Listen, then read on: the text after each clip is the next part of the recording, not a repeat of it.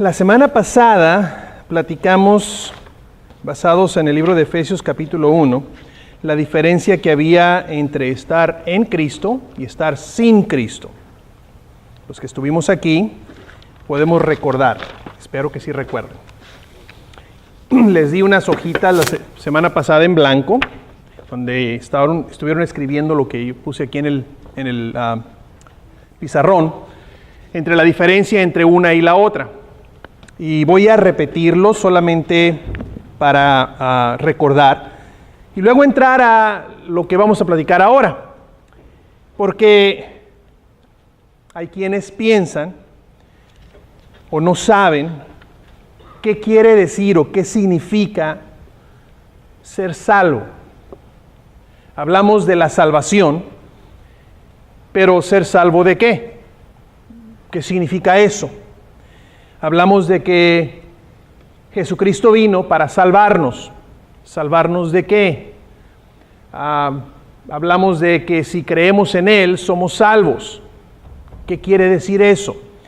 Si es que en la plática de ahora, voy a hacer otra vez, voy a usar el pizarrón, voy a poner una línea en medio, y en una parte voy a hablar de lo que significa cómo vivíamos antes, cómo estábamos antes de ser salvos, y cómo venimos a estar después de que somos salvos, o antes y después, así como en los comerciales que presentan fotografías de personas que están adelgazando, ponen antes y después, Entonces ven la diferencia y dicen, ok, entonces sí creo en el producto porque veo la diferencia que hace. Lo mismo vamos a hacer aquí, pero no vamos a poner, por ejemplo, alguna persona, sino vamos a poner lo que Dios dice, la palabra de Dios, que es lo que Dios dice, cuál es la condición del hombre y de la mujer antes de conocer a Cristo y ser salvo, y cuál es la condición del hombre después de que vienen a conocer a Cristo y ser salvo, y cómo es que esto ocurre. Y la escritura que voy a usar para eso está en el libro de Tito, en el capítulo 3. Si está tomando notas, voy a estar en Tito, capítulo 3. Y tengo hojas en blanco todavía aquí. Si gustan hacer notas y escribir, pues pueden pasárselas. Ahí en las bancas hay con qué escribir.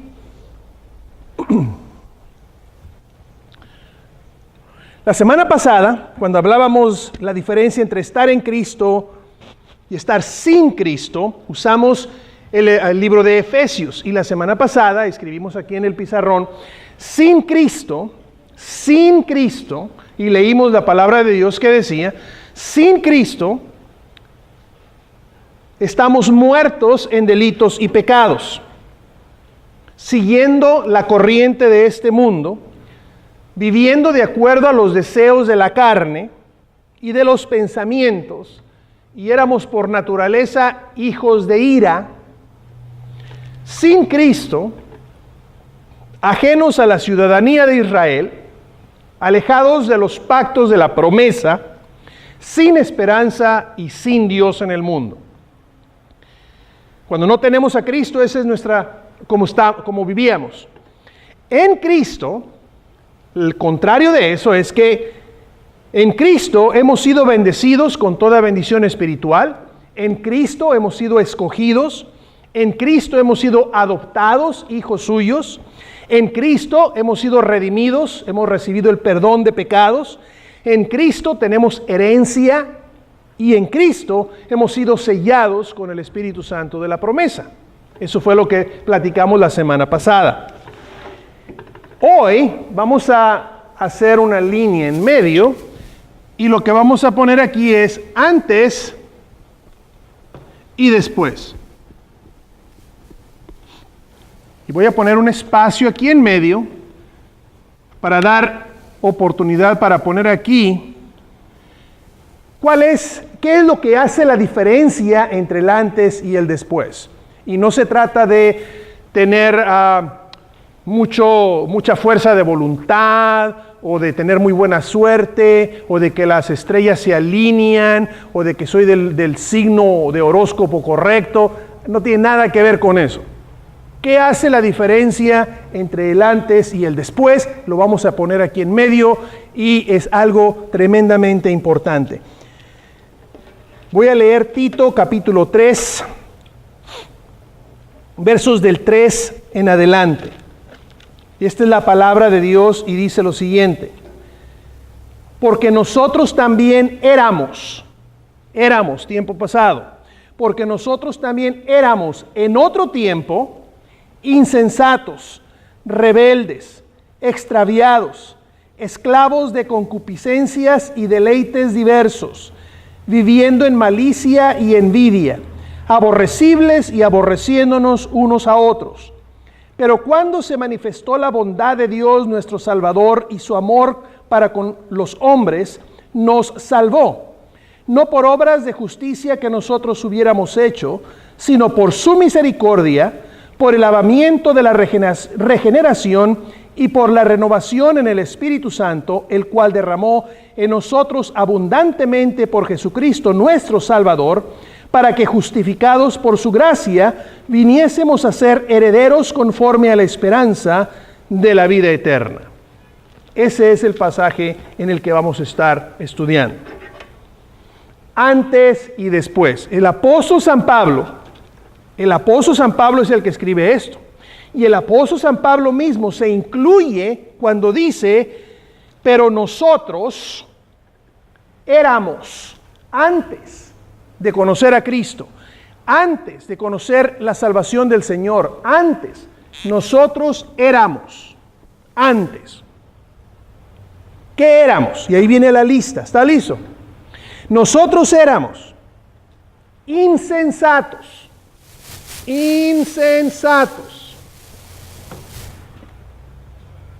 Número 2, nosotros éramos rebeldes.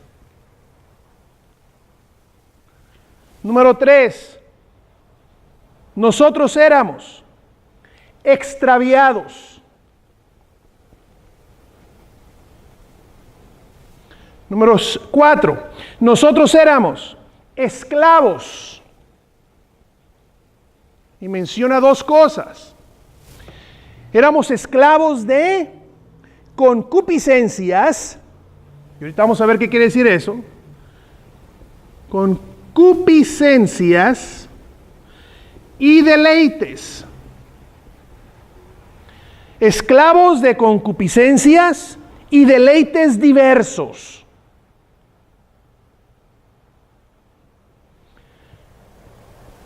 Nosotros antes, viviendo en malicia, viviendo en envidia,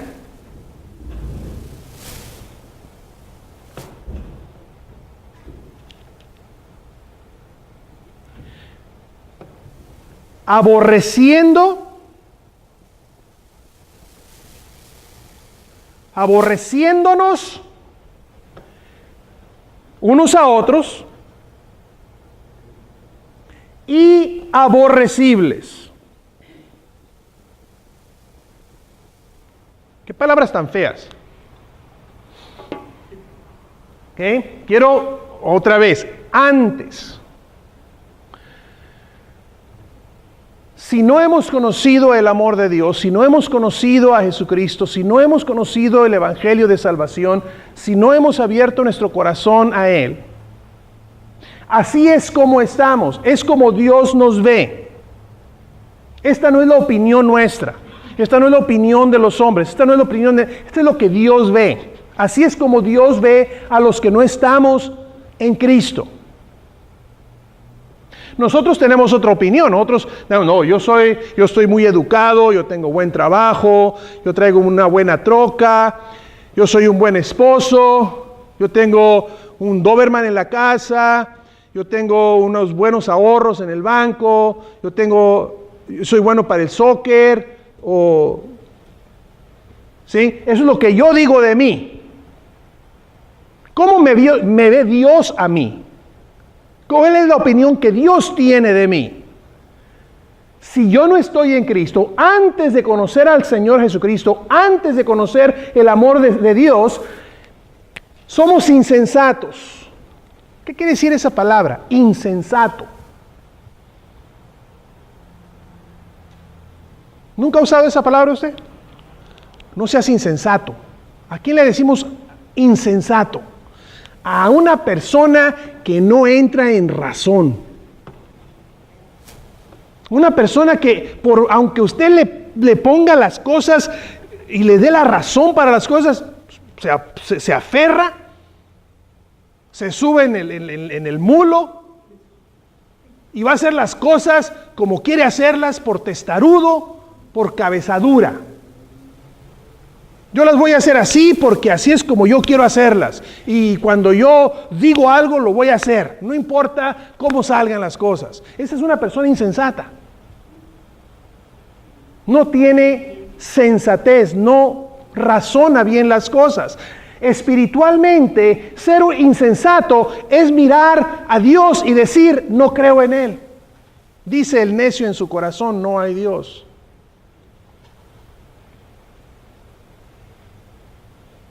Levantarme en la mañana y pensar que me levanté y desperté en la mañana porque tengo buena suerte. Nunca pensar que hay un Dios que me extendió un nuevo día de vida. Es insensato no tener a Dios en cuenta. A veces les pregunto, ¿cuántas veces usted le dice a su páncreas que funcione? La mayoría de nosotros ni pensamos en el páncreas. Algunos de nosotros ni siquiera sabíamos que teníamos páncreas. Hasta que nos enfermamos de diabetes nos damos cuenta que teníamos páncreas y que era muy importante y que el páncreas dejó de funcionar y ahora tengo diabetes. ¿Cuántas veces al día usted le dice al páncreas que funcione? Pues nunca. ¿Y por qué funciona el páncreas? Porque hay alguien que sí se interesa en que su páncreas funcione. Es una insensatez pensar que no hay Dios. Rebelde. Sí sabemos lo que es la palabra rebelde, ¿verdad? Uno que aunque sabe las cosas y las entiende, se rebela contra ellas porque va a hacer su voluntad y no la voluntad de otro. Es un rebelde. Un insensato es uno que no entra en razón. Un rebelde es que sabe la razón pero no la hace porque no le da la gana hacerla. En el Antiguo Testamento a eso se le llamaba pecar con el puño levantado. Era como decirle a Dios, yo sé que existes, pero no lo voy a hacer. Oh, wow. Yo sé que las cosas son así, pero no las voy a hacer porque no me da la gana. ¿Y quién me va a hacer? Me va a forzar a hacerlo. Es un rebelde. Sabe las cosas y se rebela contra ellas. ¿Cómo éramos antes? Si no éramos insensatos, éramos rebeldes. Extraviados. ¿Qué quiere decir esa palabra? Estar extraviado. Estar perdido. ¿Para dónde queda el norte? Oh, y el sur, pues menos. Estar extraviado, no saber la dirección de mi vida. No es que no sé dónde estoy, es que no sé, espiritualmente no sé cómo llegar a Dios, no sé cómo dirigir mi vida, no sé qué decisiones tomar para que me vaya bien y me vaya mejor. A veces es estar bien ciego, decimos nosotros, o menos por allá en mi tierra decimos, es no ver más allá de las narices. Estar completamente extraviado es no pensar en el futuro, no pensar en cómo voy a arreglar mis asuntos de tal manera que las cosas vayan mejor, cómo voy a caminar mi vida mejor, cómo voy a arreglar mis cosas delante de Dios para que me vaya bien. Es estar completamente extraviado. Dios dice en su palabra de la nación de Nínive, en el libro de Jonás, esta gente no sabe la diferencia entre su mano izquierda y su mano derecha. Así de extraviados están. Cuarto, esclavo. ¿Sí sabe usted lo que es un esclavo? Un esclavo es alguien que no tiene libertad para hacer algo diferente de lo que ya está haciendo. No tiene la fortaleza ni la libertad para zafarse de allí y dejar de hacer lo que está haciendo. Dice aquí, éramos esclavos de concupiscencias. y esclavos de deleites diversos. ¿Qué quiere decir eso? ¿Qué quiere decir la palabra concupiscencia? La palabra concupiscencia significa deseo de la carne. Deseo de la carne. Y deleites diversos. Aquí estamos hablando de lo que en México ya nombramos como el gusto. Y hasta una canción le inventaron ahí. El gusto. Me voy a dar gusto. El problema es que tanto nos damos el gusto que terminamos esclavizados de eso. De tal manera que después no nos podemos zafar. A eso se le llama hoy adicción.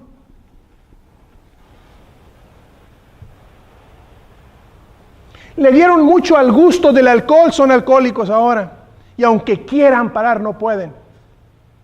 Le dieron gusto a las drogas, ahora son drogadictos, adictos a las drogas. Aunque quieran parar, no pueden. Ahora son esclavos. Le dieron gusto al grado tal que se convirtieron adictos del gusto y ahora están esclavizados a él. Sus vidas están arruinadas por el gusto. Y aunque quieren parar, no pueden porque ahora son esclavos. ¿Cómo vivíamos antes? Vivíamos en malicia y en envidias. Malicia. Malicia. Todo le buscamos, no el lado bueno, le buscamos el lado malo. Usted lo sabe lo que es envidia, ¿verdad? Hasta le pusimos color, verde de envidia. Se pone verde de envidia. ¿Es buena la envidia? No. ¿Por qué la tenemos? Sabe. ¿Cómo la vamos a vencer? ¿Cómo vamos a vencer la envidia, la malicia? ¿Cómo vamos a vencer la esclavitud al gusto? ¿Cómo vamos a encontrar el camino si estamos extraviados? ¿Cómo vamos a abandonar la rebeldía? ¿Cómo vamos a entrar en razón cuando somos insensatos? ¿Cómo vamos a salir de eso? Aparte, aborreciéndonos unos a otros. Me caen mal, me caen gordos. ¿Por qué? Porque si todos estamos envueltos viviendo así, por supuesto que estamos aborreciéndonos unos a los otros. ¿Por qué razón? Porque yo le tengo envidia y él me tiene envidia. ¿Nos vamos a caer bien? Pues no. Si somos un montón de gente con la mente toda chamagosa porque estamos llenos de malicia, no nos vamos a llevar muy bien tampoco. Aborreciéndonos unos a otros. Aborrecibles. ¿Qué quiere decir eso? Aborrecible.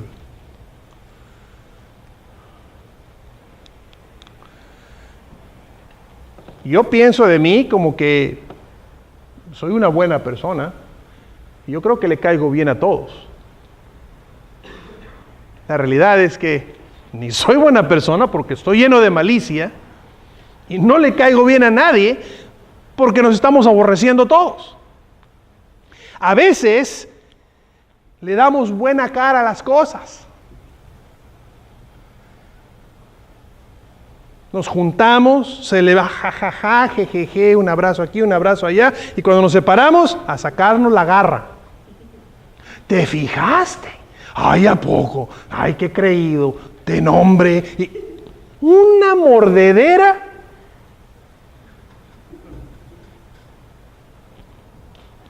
Y eso es normal. Eso es normal en la vida que se vive sin Cristo.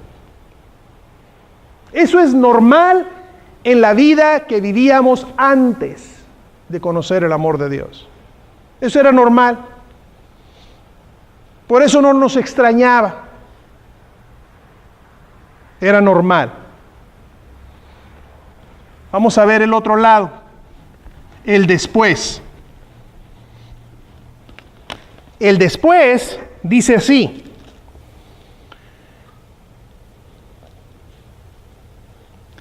Bueno, Voy a llenar el cuadrito que está en medio primero. ¿Okay? Porque quiero saber cómo voy a resolver este problema que tengo, cómo puedo salir de todo esto y tener una mejor vida, una vida nueva. Y yo sé que si yo digo, pues, ¿sabes qué? Me voy a proponer, ya no voy a ser envidioso. Eso no lo va a resolver. No voy a poder decir, ¿sabes qué? Ya voy a dejar de tomar. No es cierto. Soy un adicto, no puedo, estoy esclavizado. Yo no voy a decir, ¿sabes qué? Ya no voy a decir malas palabras. De aquí en adelante ni una palabra mala me va a salir. No puedo decir eso. ¿Por qué? Porque estoy aquí y aquí así se vive. Esta es la vida que yo tengo. ¿Cómo puedo salir de aquí y tener una nueva vida?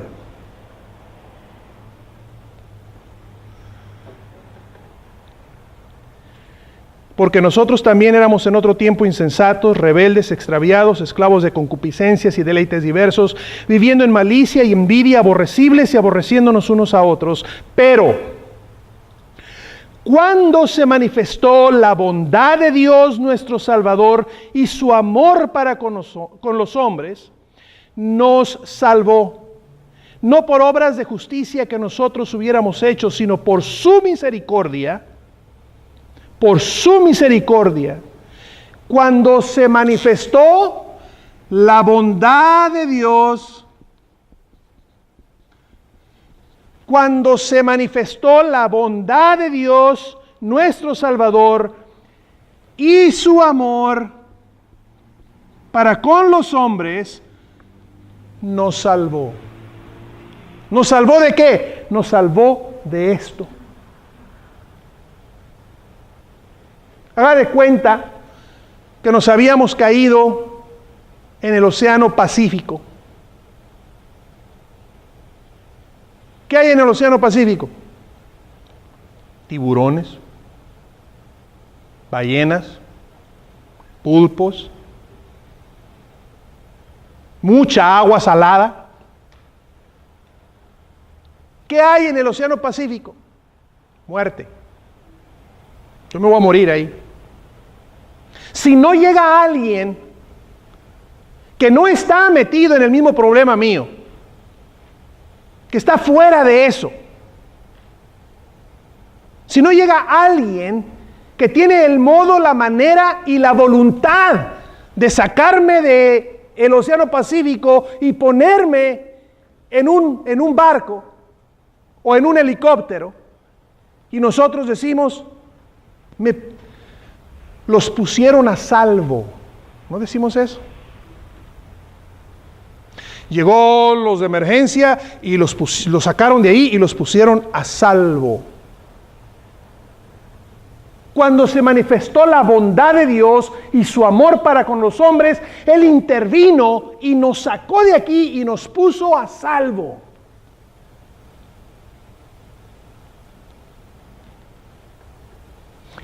Esa transición para ponernos a salvo, su bondad y su amor fue lo que lo movió y fue la única manera en que nosotros podíamos ser sacados de aquí.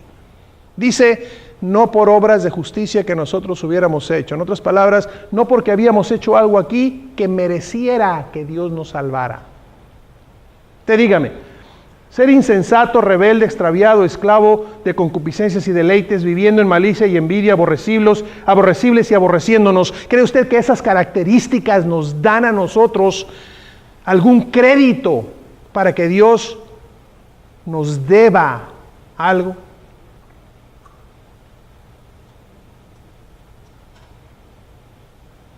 ¿Por qué nos salvó entonces? Cuando se manifestó, ¿qué cosa? La bondad y el amor. Porque de tal manera amó Dios al mundo, que dio a su Hijo unigénito, para que todo aquel que en Él cree no se pierda, sino que tenga vida eterna. No se pierda aquí, porque si quedamos aquí, si nos mantenemos aquí, el fin es perdición eterna. No tan solo muerte natural, perdición eterna. Dios intervino con su amor y con su bondad y dio a su Hijo Jesucristo en la cruz y lo celebramos en la Santa Comunión y lo recordamos en la Santa Comunión para que a través de Él fuéramos salvos de esto, fuéramos rescatados de aquí y llevados a salvo. ¿Cómo es que eso ocurrió? Escuche.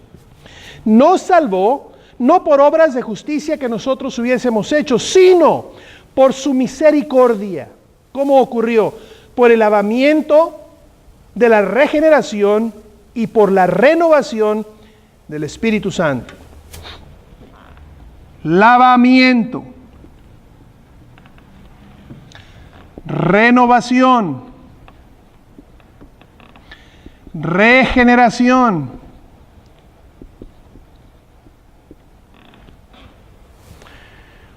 Para salvarnos hubo necesidad de que fuéramos lavados. Porque esta vida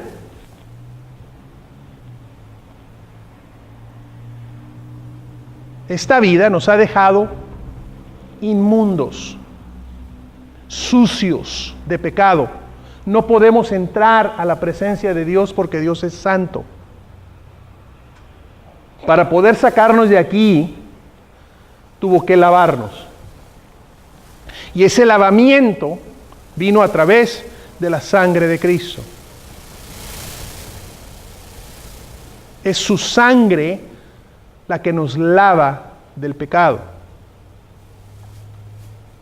Somos lavados por el lavamiento y la renovación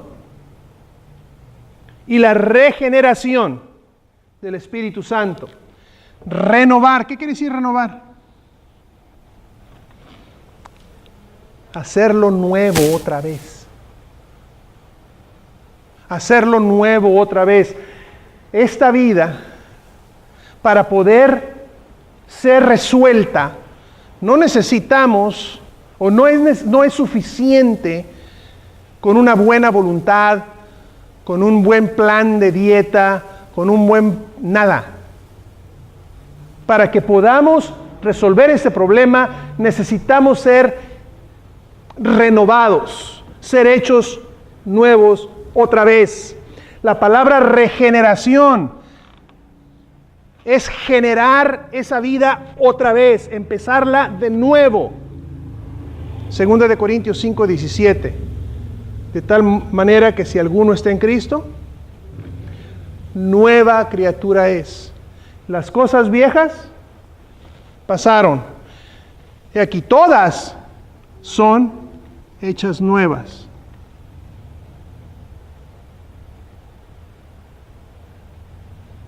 Todas son hechas nuevas.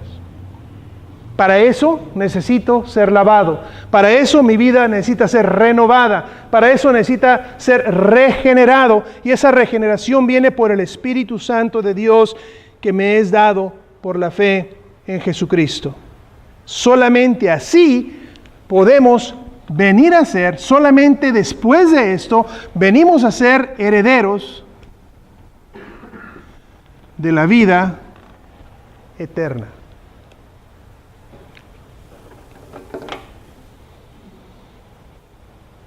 ¿De qué lado de pizarrón estamos nosotros?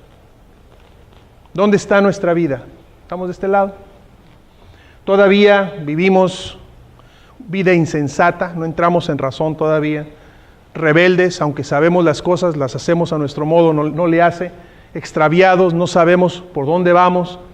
Esclavos de concupiscencias, de deleites diversos, viviendo en malicia y en envidia, aborrecibles y aborreciéndonos unos a otros. Todavía vivimos aquí. Déjale digo, si no resolvemos este problema ahorita, nos va a llevar a la perdición eterna después. Jesús habló de dos caminos, uno ancho y uno angosto. Este es el camino ancho que lleva a la muerte. Jesús habló de dos puertas, una angosta y una ancha. Esta es la puerta ancha.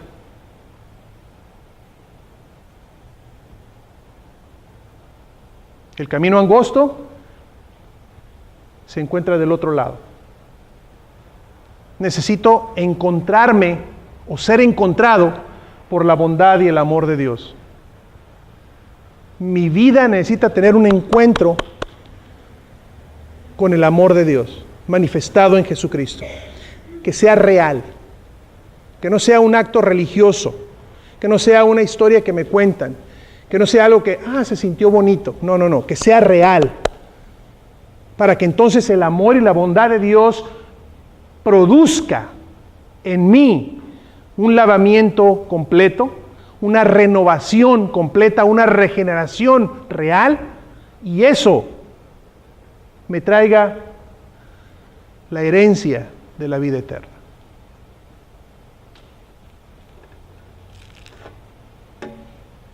Si estoy aquí, puedo estar acá.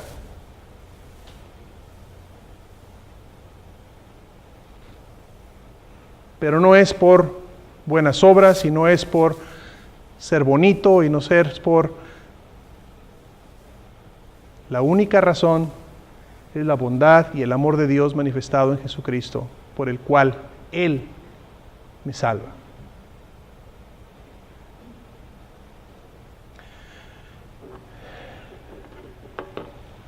Si ya sea aquí, ya sea después de que llegue a su casa, ya sea el día de mañana, ya sea entre la semana, está pensando en estas cosas y el Espíritu de Dios lo mueve en su corazón y usted dice, yo no quiero ya estar en este lado. Ahí donde esté, caiga de rodillas y pídale a Dios que intervenga en su vida, que lo rescate, que lo ponga a salvo en Jesucristo, que le haga realidad las cosas de las que hemos hablado. Y Él le responderá. Santo Dios, te doy gracias por esta tarde y por el estudio de tu palabra. Tu palabra es real, tu palabra es la verdad.